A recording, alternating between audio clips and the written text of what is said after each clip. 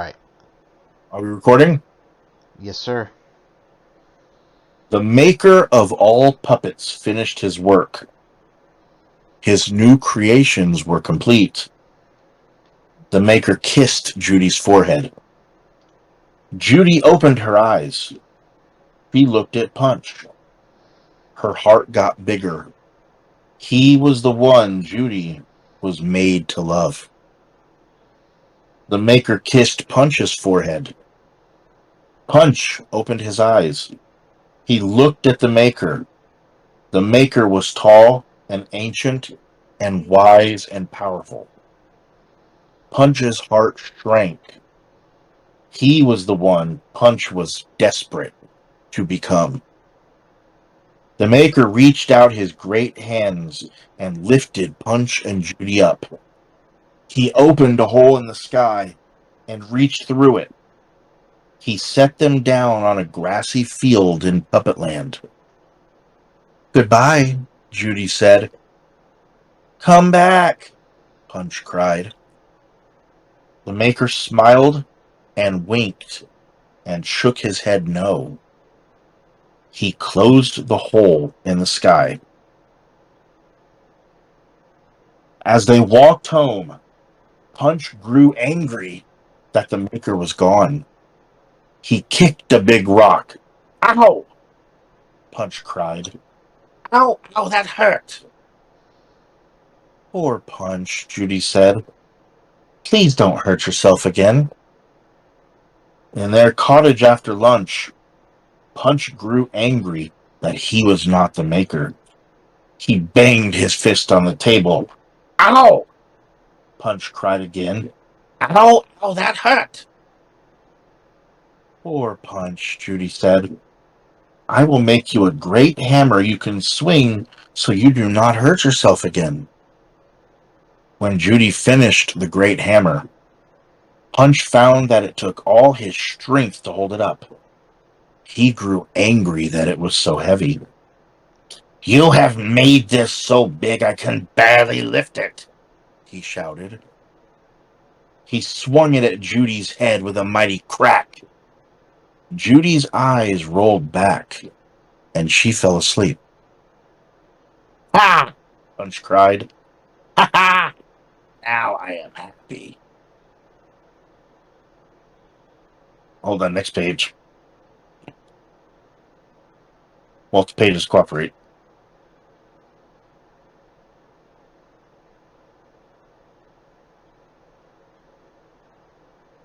There it goes. It was being built. Judy woke up in bed. Punch was talking to himself angrily. She decided to get him a sewing kit. He went into Puppetown and said hello to every puppet she met. Overhead, the sun shone bright. Soon she had everything she needed. "Here is a sewing kit," she told Punch when she got home. "Now you can be a maker too." Punch took the sewing kit. He cut and sewed the fabric to make a puppet baby. The baby lay on the table and did not move. "Kiss it," Judy said. "That's what the maker did." Punch kissed the baby on the forehead. The baby did not move. "Stupid baby," Punch cried. He threw the baby out the window.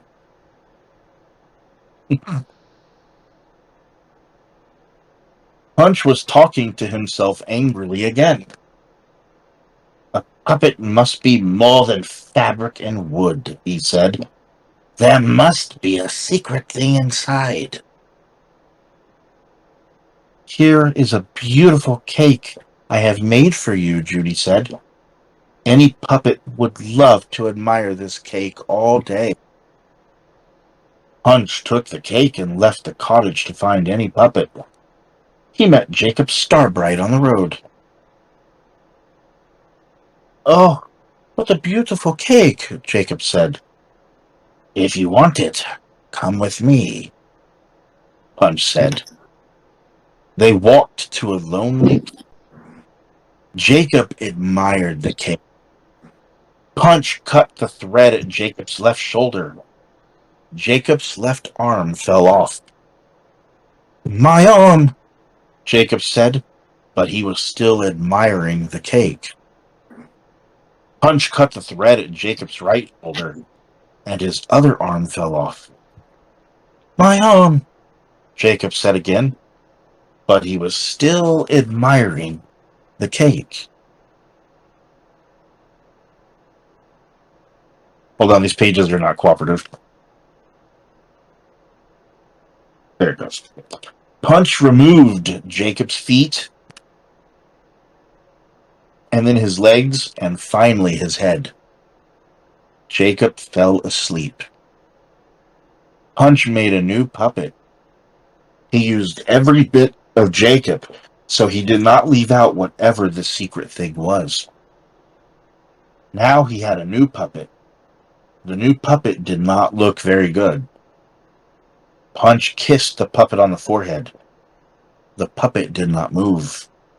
"Stupid puppet!" Punch cried. He smashed the wooden head into tiny pieces. Jacob never woke up again. It was late at night. Punch stared at the wall for hours. Judy thought and thought. "Let us go see the maker," Judy said. "He will know what to do." "Yes," Punch said. "That is a good idea." This was the first kind thing Punch had ever said to Judy. Her heart was so full of love, he thought it might burst. "I will bring a great picnic," Judy said. "I will bring a great hammer," Punch said. Punch and Judy returned to the field. They cut a hole in the sky and jumped through. Beyond the sky, the maker was seated at his workbench. They climbed onto it and stood before him. Judy unpacked the picnic. "I want to make puppets," Punch said. The maker smiled and winked and shook his head no. "I want everyone to do what I say," Punch said. The maker winked and shook his head no. "I want to be the maker," Punch said. The maker shook his head no. "Yes," Punch said, and he swung his great hammer into the maker's nose. The maker dropped to his knees. Tears welled up in his eyes. "No," cried Judy, and she felt her heart burst open. "Yes," Punch said, and he leaped onto the maker's head. He raised his great hammer all the way back and swung it as hard as he could into the maker's forehead. It was like a kiss, only different. "Stop!" cried Judy, and she felt her love for Punch spill out of her broken heart. The maker fell asleep and dropped to the floor. Punch grabbed at the maker's ear and hung on. When they hit the floor, he jumped off and kept swinging his great hammer against the maker's head. The empty space in Judy's heart hurt so much. The maker was dead. Punch danced and laughed. A single silver tear ran down the maker's face. Judy grabbed a thimble and caught the tear. She took it back through the hole in the sky. He went far away from their little cottage. She cried and cried. No one knew how long Punch was gone, because the sun did not rise. Punch marched into Puppetown Square. He wore a new face made from the maker's skin. Now he was a person of flesh instead of a puppet of fabric. All the puppets stopped and stared. They did not understand. Punch swung his great hammer onto the ground. "I am Punch the Maker Killer," he shouted. The puppets stepped back in fear. Punch waved his hand, and 6 new puppets entered the town square. They were also made of flesh, and they were horrible. "These are my boys," Punch said. "I am the maker now." Some puppets cried. Punch waved his hand again, and 20 nutcrackers entered the town square. "These are my nutcrackers," Punch said. "Obey me or they will hurt you and kill you." The nutcrackers marched towards the crowd. The puppets ran away in fear into the dark night. Punch felt his heart grow with pride at all he had done. Judy sat with the thimble in her lap. She rocked the tear back and forth. Some puppets who ran from the town found her. "Oh, Judy," they cried, "we are so afraid of Punch." "You are right to be afraid. Punch is a very bad puppet. In fact, he is the worst puppet ever." "But what can we do?" they asked her. Judy thought and thought. She looked into the thimble. The tears sparkled, and she saw the maker looking back at her. "We hide," Judy said. "We hide and we hope. We hide and we hope, and one day the sun will rise again." They all held hands. They tried to hope. The long night of Puppetland began. Start the timer. Started.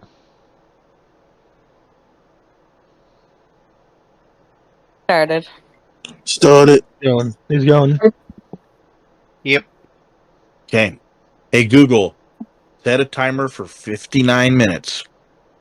All right. 59 minutes. Starting now. Okay. I got 2 timers set now. Yep. Night had fallen in Puppetown. Punch as a stranglehold over the town. All of you know each other. Your friends, your family, and each and every one of you know that there's something you need to do.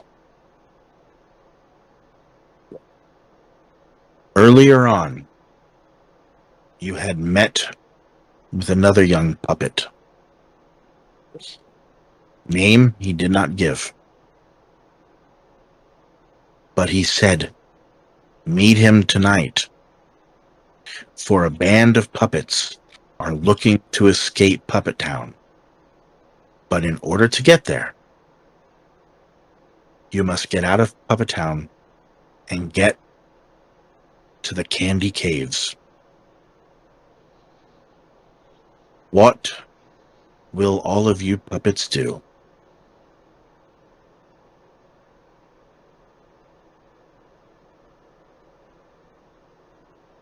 This is where you guys can act.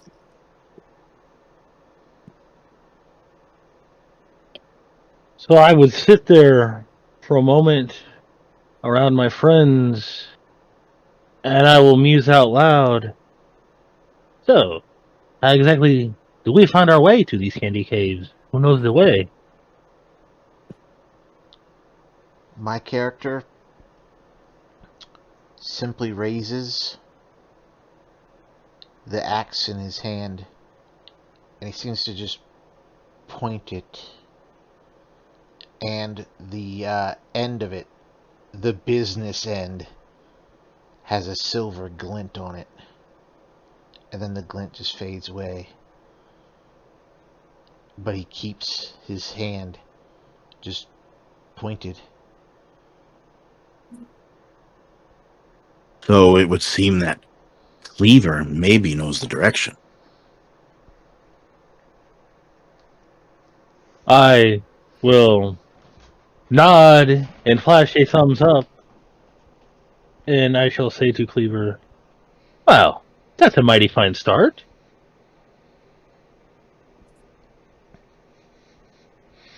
With that, What? he lowers his axe. Let's say all of you.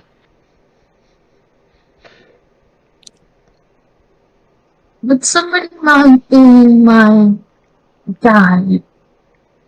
As I'm sure as you can see, I'm a bit visually challenged. Oh, it is quite okay, I say. We shall help show you the way.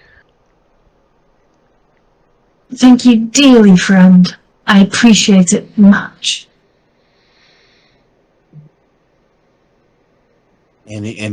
Would any other puppet like to input their thought? I stand there with my arms folded. I think we're pretty screwed.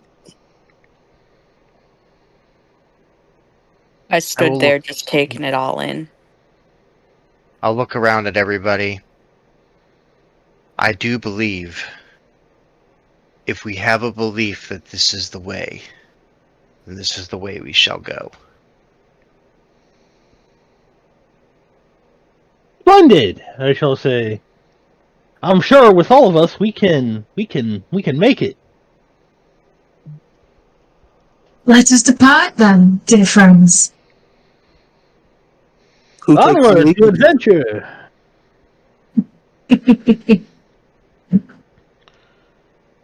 After the question was asked about who will take the lead, Cleaver seems to just walk in the direction he pointed. Well, let's go. I say follow. I shall follow behind. I'll say, someone please make sure that our friend without vision can also safely follow us. Thank you dearly. Are all the puppets embarking on a magnificent journey together? Quite, I shall say. It would seem so. On a journey we will go, and find our destination we shall. On the journey we shall see. As the puppets leave their residence, night is darker than usual. Not necessarily because it's really darker, but because of the perception. The maker's gone, and things seem different, more hostile, even more dreaded. An alleyway can be seen from your residence. It's empty, or so it seems. But this is the exact way that Cleaver has pointed. Is this where the puppets will go, or will they find an alternate route?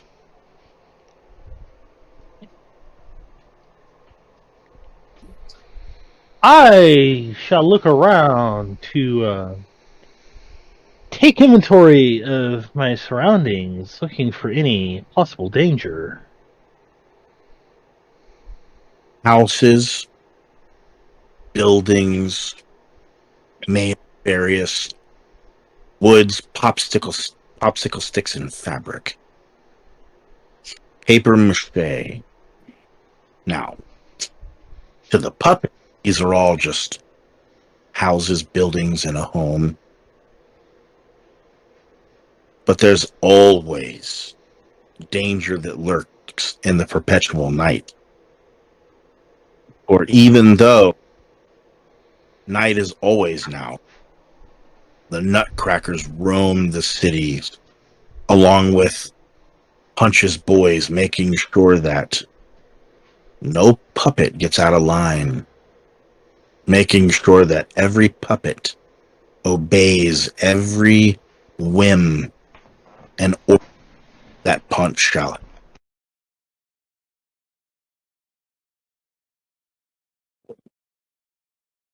Remember, friends, watch out for nutcrackers and shadows. The boys. Watch out for the boys. Yes. It appears though right now that the way seems to be clear, but things can change at the drop of a dime. Is I anything can't we use as a weapon? currently.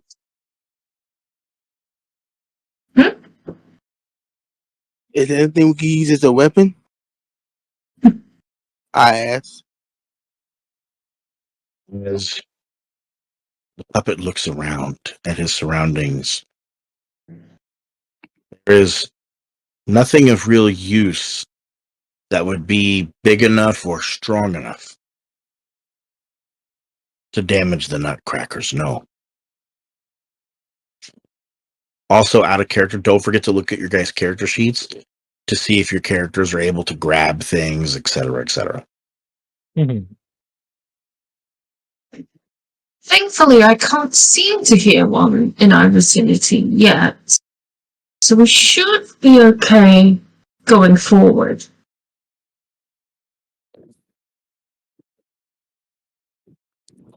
Do all of... Oh, go ahead. I do believe we should follow the path that our friend has pointed us down. Though the air is thicker this night, we must embark. And we should make haste. And what... Quite. We have something important to do. And not much time to do it. Let's not wait around then, I say. will all Lead the... the way, dear Cleaver, if you do not mind. Does Cleaver lead the way? Cleaver seems to just continue forward after that is spoken. Cleaver walks. Cleaver walks down the dark alley. No sound, except for the small little patters of footsteps from your friends. At the very end of the alley, there are a couple of other puppets. The puppets that you met earlier. They're crouched down, leaning around the corner to look around. And they hear you. They look back, and they whisper, "Nutcrackers. Must be very quiet."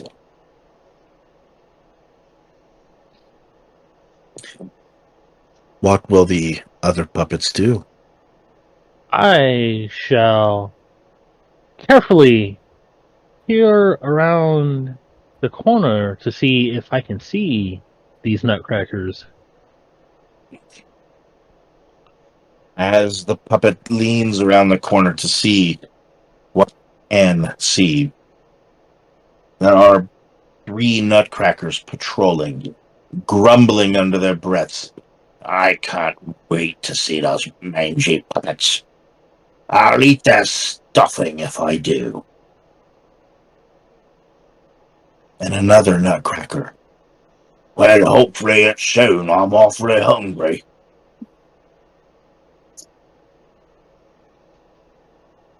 The nutcrackers are simply patrolling, making sure that no puppet is out of line. What will you puppets do? I shall quickly look around as I do, and I will see if there's any splits in the street or any, entrances to alleyways nearby away from us, but close to where the nutcrackers are. There are quite a few different alleyways that will lead to the destination. Take longer to get there because it's not a direct path. Hmm. Then I shall look to my friends. I'll be like, I will whisper, what should we do? I could throw my voice if we wish to try to take their attention away. What do you all think? I shall look at our friend here and say that I believe we should scope how much danger is imminently upon us. How far are they? Can we sneak by, or must we distract?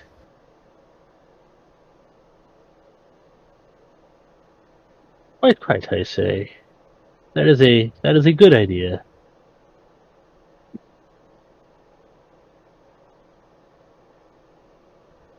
So what will the puppets do? I shall look to the rest. I will say, what do the rest of you think? I looked at my friend and I said, I don't want to slow anyone down. I have no arms and legs. Would you be able to carry me?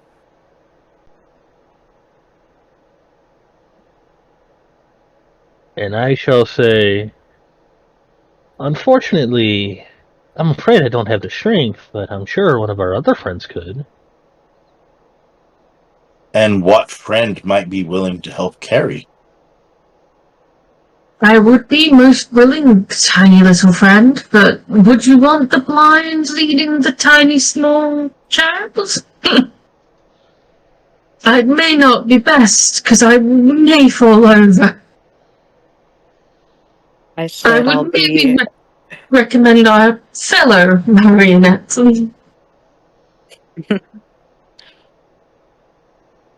I'd laugh and then look toward our other friend. If you wouldn't mind, would you carry me? If not, I'll be your eyes and you be my legs.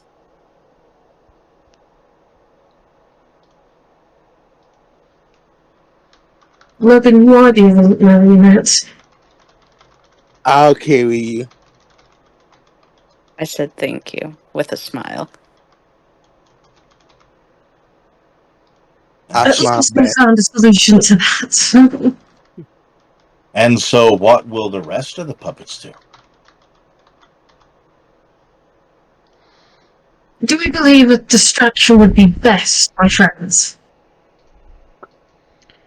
I can throw my voice, just tell me the direction, I shall say. Better safe than sorry, I say. But what if that only distracts so many of them? There's three. It'd be better to have at least one more other plan and distract from two different areas. They would have to at least split up.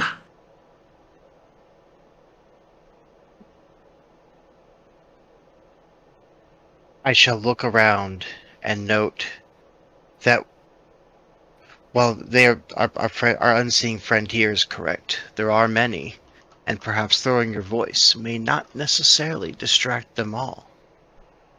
However, I do believe the splitting up may not necessarily be the worst of ideas. Is there Wow. anything in this alley that we could perhaps throw in the other direction? Can you repeat that again? Your microphone's not as clear tonight as it normally is. I don't know why. Is there perhaps anything like rubbish in this alley that we could throw and make a noise in the other direction? Oh, there. As the puppet looks on the ground, there are many things that could be used to be thrown. Well, I can't see them, so I have to ask. Well, your eyes, whoever is your eyes, would see that there are many things on it. Could be thrown, yes.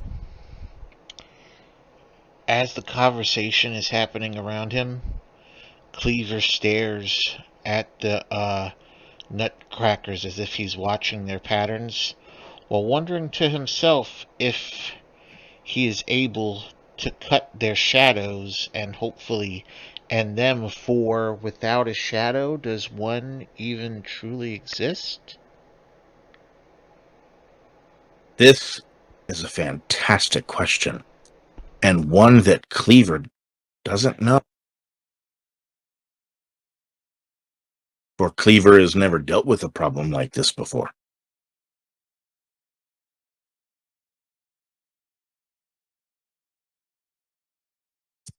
I can exceed in the shadows. The shadows are my realm.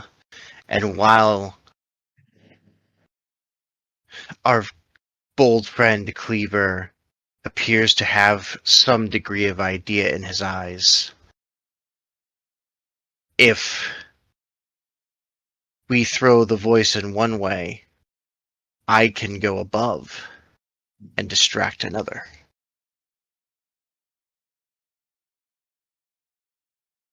This seems like an excellent idea, I say. My voice is yours to throw, as you may. Okay. And so what will the puppets do? Point me the direction, and that's where my voice shall go, I shall say. And what direction will you be pointed in?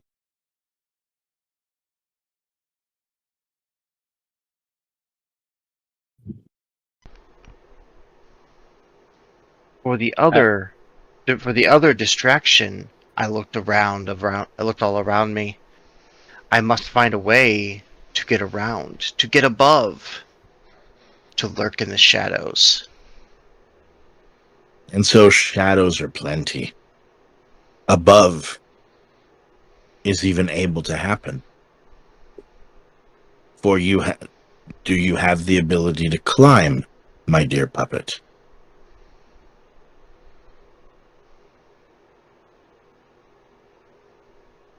I looked at my body, and though I do not have legs to climb the conventional way, I am quite strong. And so, due to the extra strength that my body possesses due to lacking legs as normal, I shall use my arms, I believed, to climb and get above. I'm above you. Oh, you have no legs to walk. You have managed to climb to the top of the nearest building, and you can look down, and you see that there's 3 puppets, or the nutcrackers that you see down below. But you also notice that in another alley off to the right, there's the same amount of puppets there, and to the left, there's 2 more puppets, or nutcrackers. The patrolling is much tonight. But why? That's the question. Why is the patrolling heavier tonight than normal? What will the puppets do? I shall look to my friend on the roof, and I shall motion with my hand, wondering which way he shall point. Friends, quickly, before we go through with the plan, let me just see if I can hear them say anything for why they are around. My hearing is quite exceptional, for I have lost one sense, and heightened another. As the puppets speak, the one on the roof, you notice that one of the nutcrackers may have heard some speaking, and they turn their wooden frame in that direction. and begin to head over there. But what will await the nutcrackers on the other side?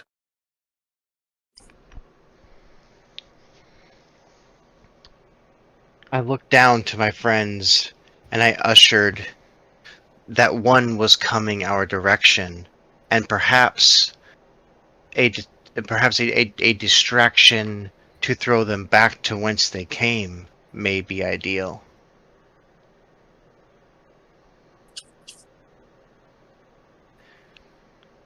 What will you do?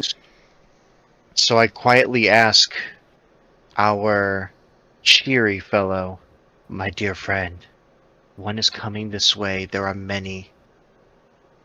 Please throw your voice to send them back in the direction of which they came. They will be here momentarily.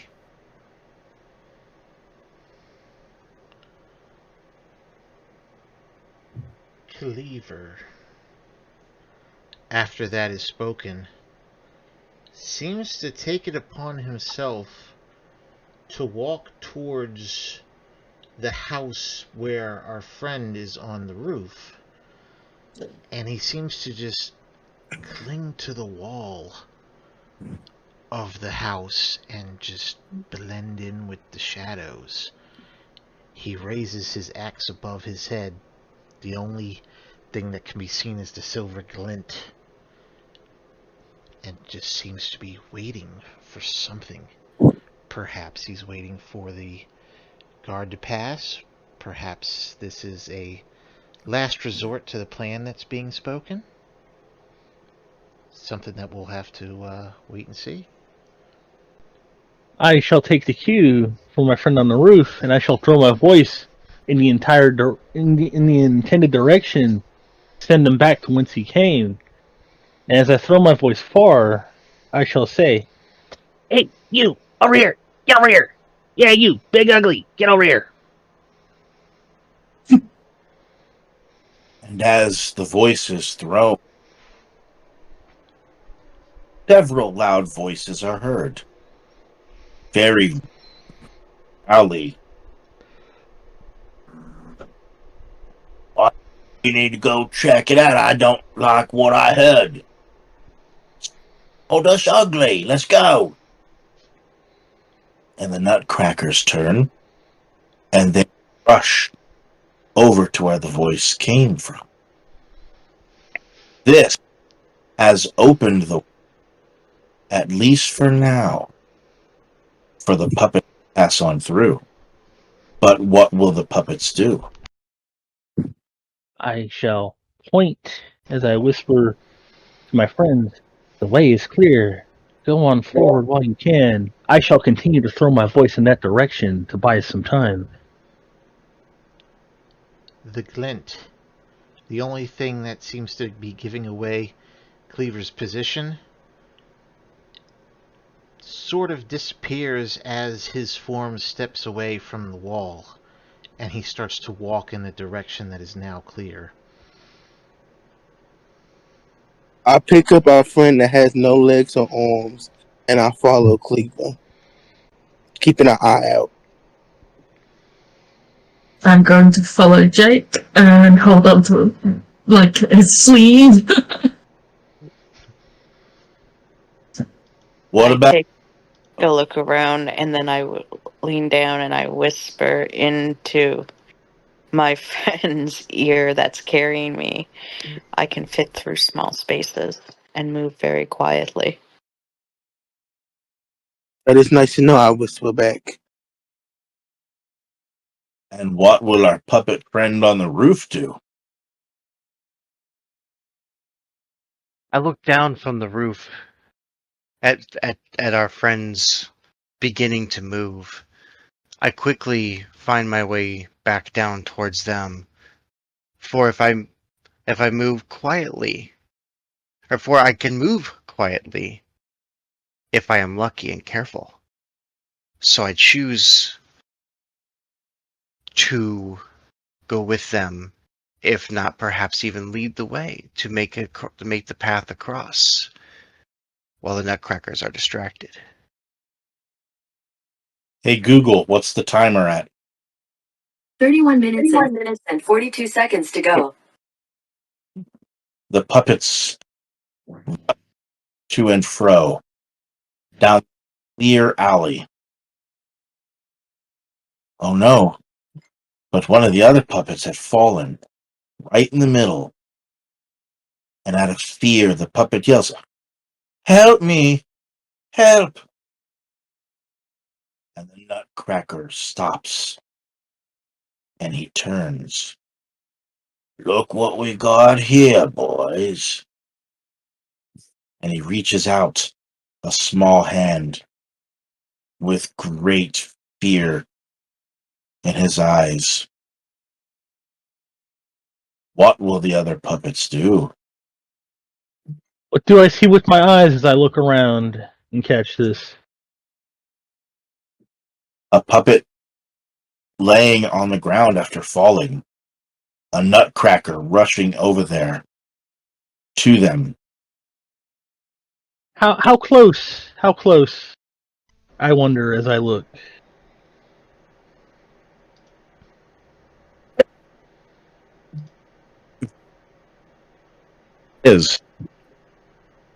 Nutcracker is also very close. So you might get in. But what if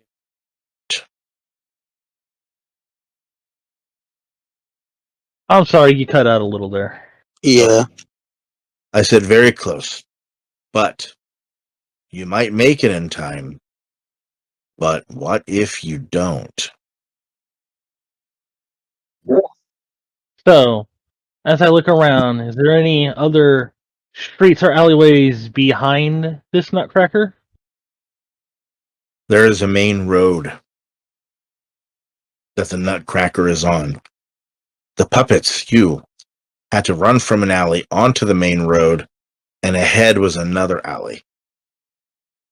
Okay, but there are plenty of buildings here, yes, as I look around. Plenty of buildings. Correct.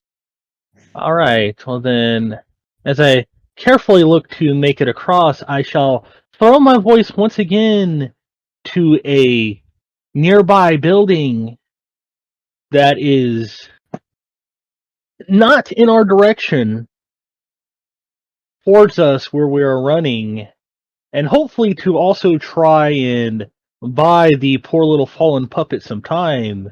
I shall throw my voice be like, hey, you big ugly wood chewing little soldier, I'm over here, you ugly mug. And I wish to assist with the distraction as I can throw things. And so while our friend throws his voice, I look around to see if there are rocks, sticks, anything small and lightweight that can be thrown with my strength far enough to continue to add to said distraction to save our friend. There are several rocks on the ground, absolutely pebbles and things of the sorts.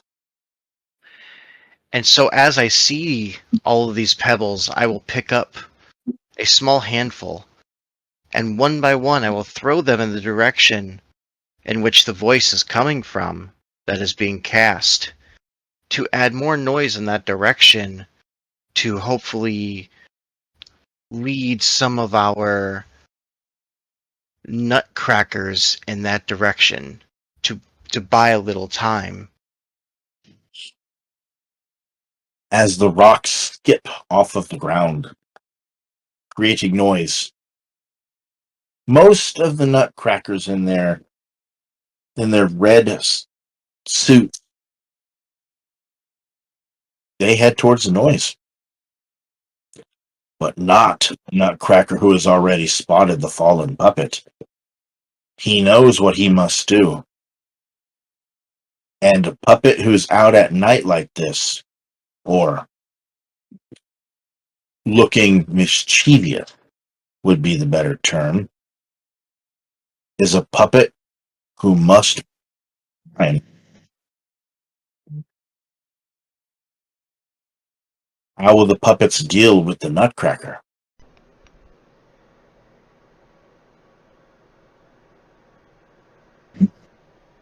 Based on hearing, I'm going to throw myself at them to try and throw him off. You will throw yourself at the Nutcracker? Yes. Okay. As you throw yourself at the Nutcracker, do you have any sort of... I'm gonna bite him. In anywhere I land, I'm gonna bite him as much as possible. And so, throw yourself, and you bite the Nutcracker, and he screams, "Oh! Oh!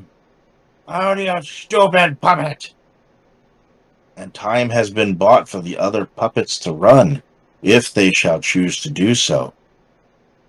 But the Nutcracker, who is strong and stocky and heavy, is also looking to put you in his mouth and crunch parts of you off with his teeth. What will the puppets do? Will they head for the alley? Will they save their friend? What will the puppets do? Cleaver watches this go on, and he studies the movements of the Nutcracker.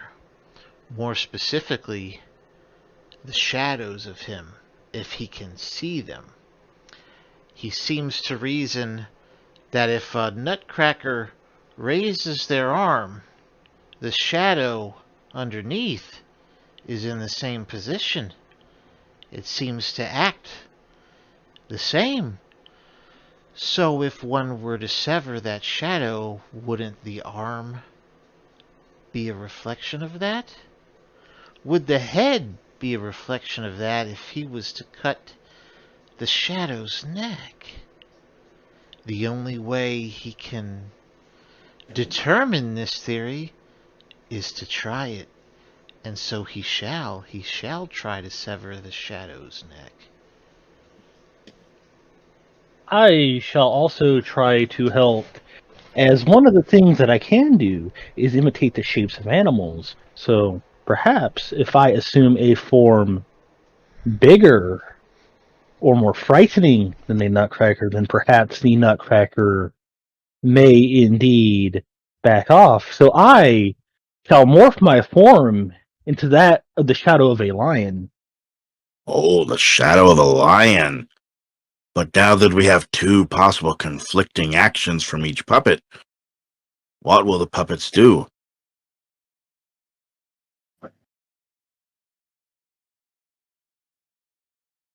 How will the puppets work together to make this all happen?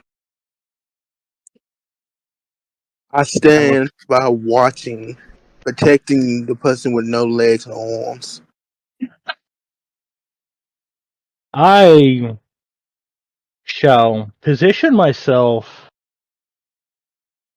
separately from Cleaver so it looks like we are coming from separate directions, as to not interfere with his plan of action, but if to anything, act as a threatening backup behind him. Okay. As the shape and form of a lion is created, the puppet being bitten lets out a scream. Help! Help, I'm being numbered! By this time, several nutcrackers have gotten word and have heard their fellow nutcracker plead for help. It's only a matter of time before several of them will make their way.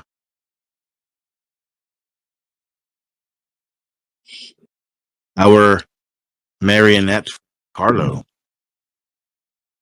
has now been positioned and is being chomped on by the Nutcracker. Unfortunately, that means our Carlo has one puppet. So, out of character, Xander, when it says jigsaw pieces, Yep. put one. Put one means you've taken damage. Fuck yeah.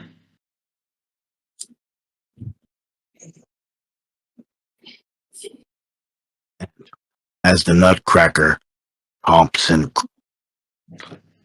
oh, mangy puppet, you taste so good. Carlos's arm falls to the ground. And now Carlos misses his left arm.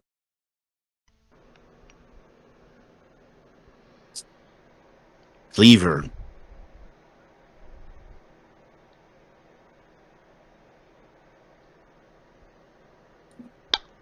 I have a fan going. Who, me? I don't know, someone. It was very loud, It's staticky. not me. Yeah. It's not me. All I heard you say was my name out of character, and well, Yeah, it was loud. That's why. Okay, Cleaver. Now that you've seen Carlo lose an arm as it falls to the ground, the Nutcracker still chomping down. How will you act, Cleaver? What will you do? Cleaver. Will you Hmm? will you save your friend? Will you put the alley? What will Cleaver sees the arm fall to the ground, and for a moment he studies it. He studies it like he realizes what just happened. So then he decides that it's off with his head, and it's time to try and make the head fall off too. But how will Cleaver do that? Because Carlo is still in the Nutcracker's mouth. One swipe at the head could also possibly hurt Carlo.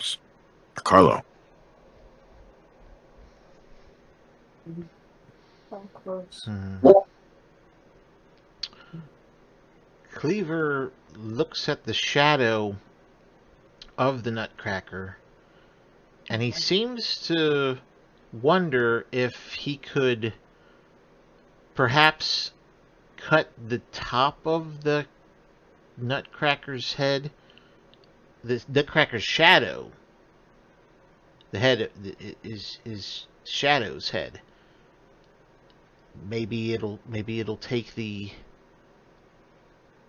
faculties away from him. Okay. As Cleaver rushes with just silence, cuts right through the shadow.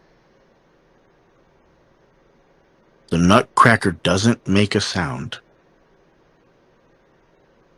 His shadow splits, and slowly, the top of his head, just above Carlo, slides off and crashes to the ground. The Nutcracker's jaw is open. No movement, no chomping, and Carlo can run free. What will our puppets do? Seeing this, I shall change form and assume that of a bird, and I shall glide away to safety. I go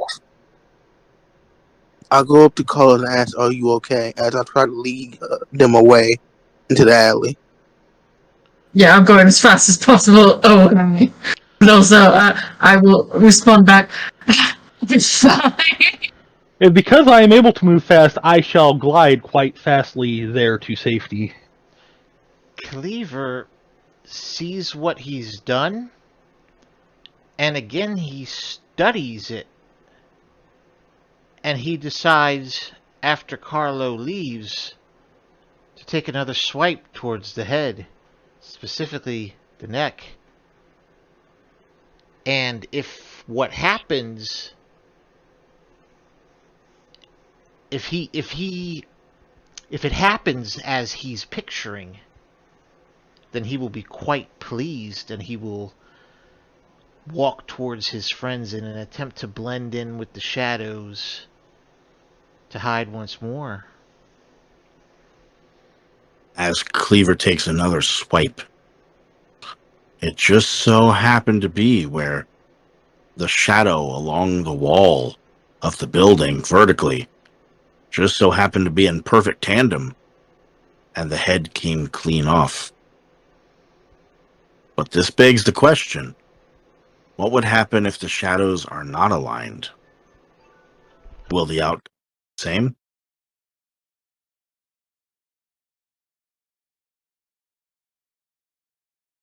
Three more nutcrackers.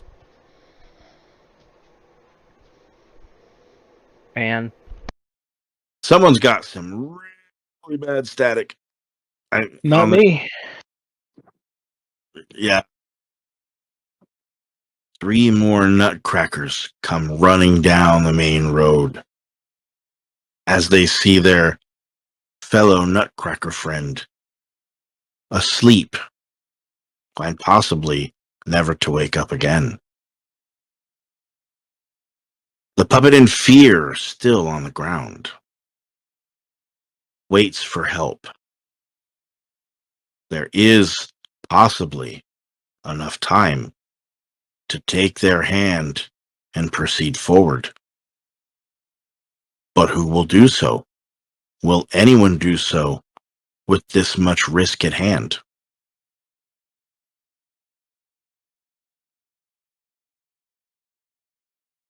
Since I can move quietly if I'm careful, and it appears to me that the other nutcrackers have their sights set on their friend, not so much our puppet in distress.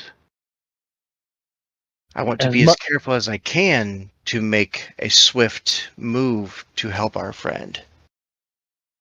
As much as I would wish to, I cannot grab things that weigh more than a piece of paper, so I shall instead be with the elders in the safety of the alley. Okay.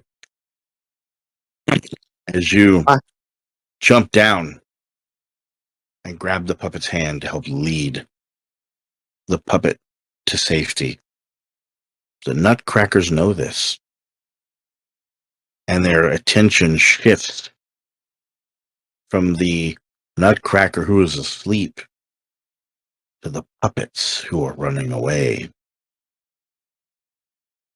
They scream, "We need more! We need more!" What will what will the puppet do who is leading the one to safety? And so while it feels that time is very much of the essence, I look at our damaged friend just to quickly get a glance of what damage he exactly has to know how to best help. Well, the one on the ground simply fell. They were not damaged. But the one that was chomped, Carlo, his arm was bitten off.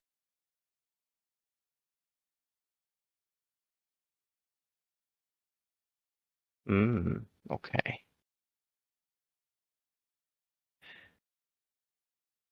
So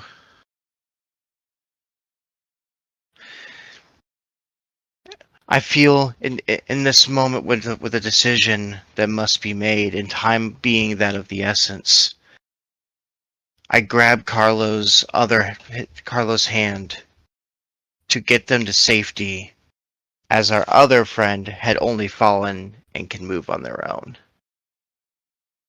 But I do usher in their direction. Get up, go, run to safety now.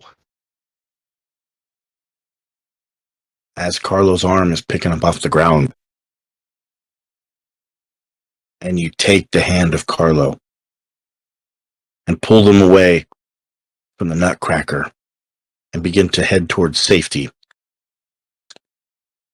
The other small puppet who proceeds to get up and run in your direction is simply not fast enough. And the Nutcracker has got them and is chomping away at them in his cackling jaws. The puppet screams, stuffing going everywhere. The puppets have proceeded to make it to the next alley, where it is just as dark as before. But they know with the right movement, precise and swift, they might just have enough time to make it. Hey, Google, what is the timer at? T-minus 10 minutes and 40 seconds. How will the puppets react? I shall whisper, "Friends, we must be swift and we must be fast, for they are now surely alert. If we are quick and savvy enough, we can use this to our advantage and get to our destination in time." I'll respond that we must be safe more than ever.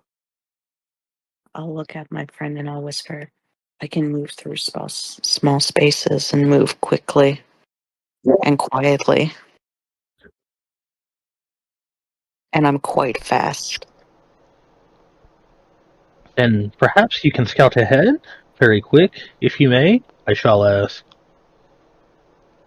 I said that shouldn't be a problem, and I went on my way. With a raise of his axe, Cleaver seems to point in the direction after scouting was being mentioned. Perhaps he is trying to show where our friends should be scouting? How will the puppets react to this? What do they do?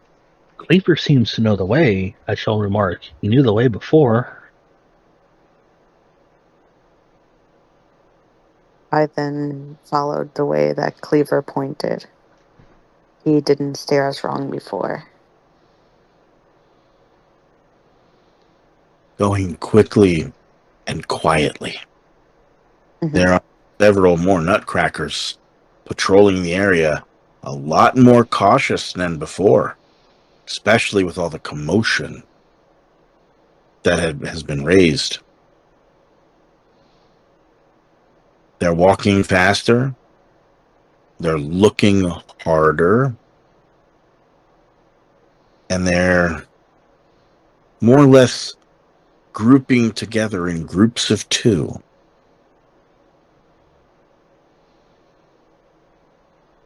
Far to the left, you can see the shadows of two Nutcrackers heading in your direction. For how long? You don't know. But it seems like the way might be safe for now.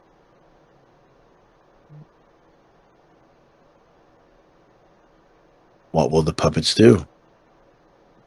I wondered aloud if there were any small spaces I could hide in. There are various small spaces that you could hide in, absolutely. I wish to look at our team as we're a bit in shambles from the fight, with time continuing to tick down, as we know in our minds. Oh yes. And suggest, my friends, time is ticking. The night is quite dangerous, and our friends are hurt. We are scared, but we have destination. We must go. Then the path forward is clear. We must make haste. As you're hidden, small puppet, you notice that the Nutcrackers proceed forward more and more, getting closer and closer, making it much harder for your other puppet friends to get away, especially since they don't have the knowledge that you possess that nutcrackers are heading their way. What will the puppets do? I shall carefully peer around the corner to try and get a read of the situation. Upon peering around the corner, the shadows grow upon the ground. They get bigger, longer, which lets you know that coming from the left side, nutcrackers are near. I shall peek back into the safety of the alley, and I shall whisper, "To the left, nutcrackers are near." And so what will the other puppets do? Cleaver takes it upon himself to point his axe towards the right, for he knows that he was able to hide from the one nutcracker, but he cannot hide from more than one. And so what will Cleaver do?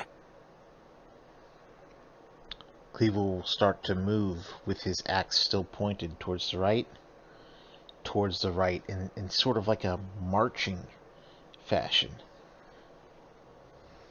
And what will the other puppets do? I shall look to him, and I shall whisper, "Do you mean to let them pass and then sneak by behind them?"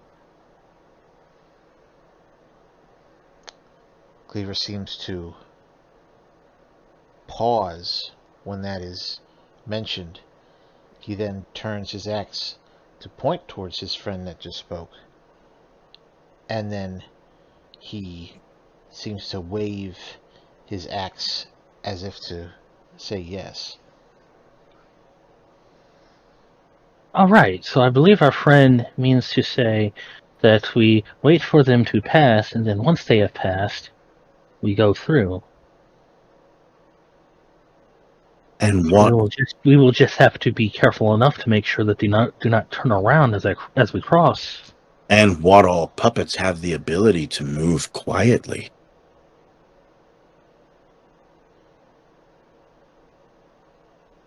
Well, I am quite light and I am quite fast.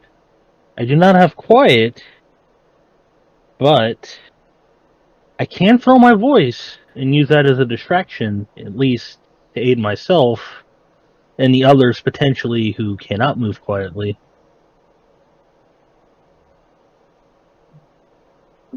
What about the other puppets?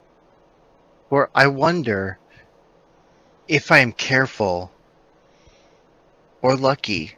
In some circumstances, I can move quietly, but if I assist with a friend, would I be able to be as quiet? Would I be able to move as quietly as perhaps normal if I am help guiding them to safety as well? That is a wonderful question. And that is a question that the puppet does not know. It is possible, but it is also not possible. One thing is known: it will be much harder, but it could potentially be done. I can move quietly. I shall wait for the nutcrackers to pass us.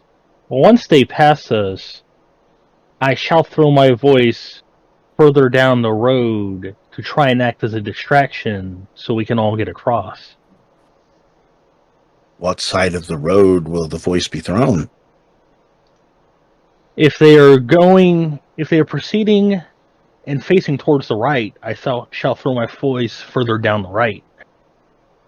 Did someone pick up my arm that was like on the floor? Cleaver, or not Cleaver, but yes, your arm was picked up. I do know.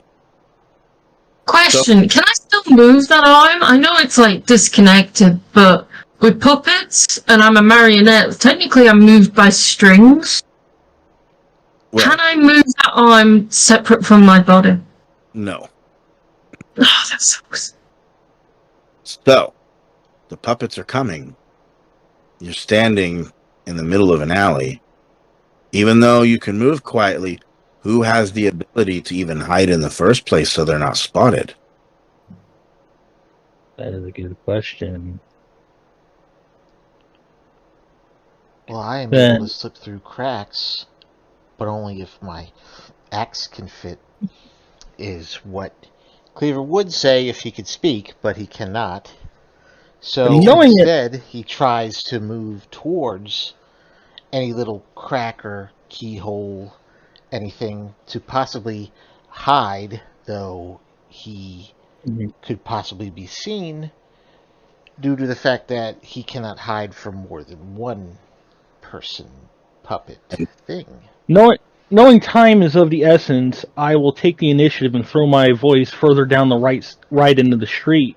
I'll say, "Hey, you uglies over here! Why don't you come take a bite out of this?" So as the voice is thrown, the Nutcrackers hear this. And they move faster. Stop. And as they move, all of the puppets fall asleep.